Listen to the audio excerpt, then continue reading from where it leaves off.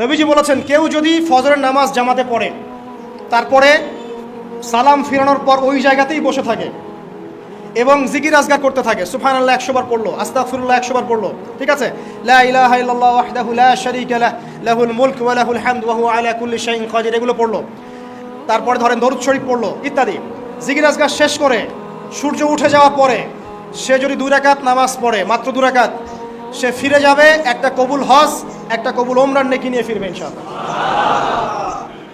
আরেকটা নামাজ আছে, যদি পসিবল হয় পড়তে পারেন, 8টা থেকে 10টার মধ্যে পড়ে ফেললে ভালো, এরপরে সূর্য উঠে যায়, সূর্য গরম হয়ে যায়।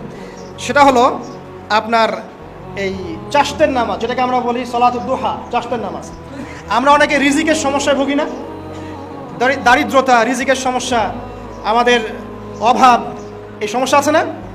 চাশতের নামাজ যে ব্যক্তি নিয়মিত পড়বে তাকে 2টা ফজিলত দেওয়া হয়। কয়টা ফজিলত? চাশতের নামাজ যে ব্যক্তি নিয়মিত পড়ে তার 2টা স্পেশাল ফজিলত। এক, তাকে দ্বীনের জ্ঞান দেওয়া হবে, ইলম মুখস্থ ক্ষমতা দেওয়া হবে, আপনি হিফজ ক্ষমতা বেড়ে যাবে, কোরআন সুন্নাহ মুখস্থ রাখতে পারবেন ভালো ইনশাআল্লাহ, আল্লাহর পক্ষ থেকে বুঝ দেওয়া হবে।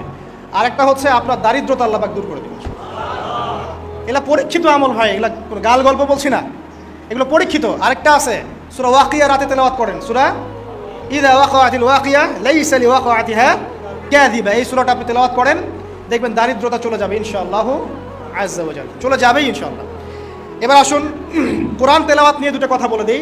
কিছু কিছু সূরার কিছু কিছু অংশ মুখস্থ করে ফেলার চেষ্টা করেন, প্রত্যেক দিন এই অংশটুকু আপনি নিজে তেলাওয়াত করবেন।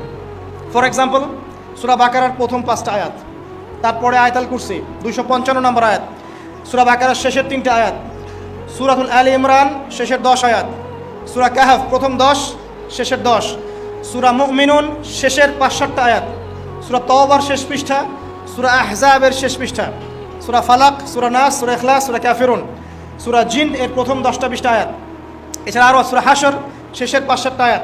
এগুলো মুখস্থ করে ফেলেন, প্রতিদিন এগুলো আপনি চর্চা করবেন, পারবেন ইনশাআল্লাহ। প্রত্যেক দিন যদি কোরআন তেলাওয়াত করেন একটা নেকি আছে, একটা ফজিলত স্পেশাল, সেটা হলো কোরআন কিয়ামতের মাঠে আপনার পক্ষে সুপারিশ করবে।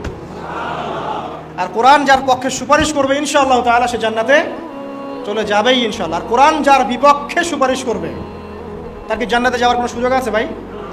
আল্লাহ বোঝার তৌফিক দেখ, আমিন।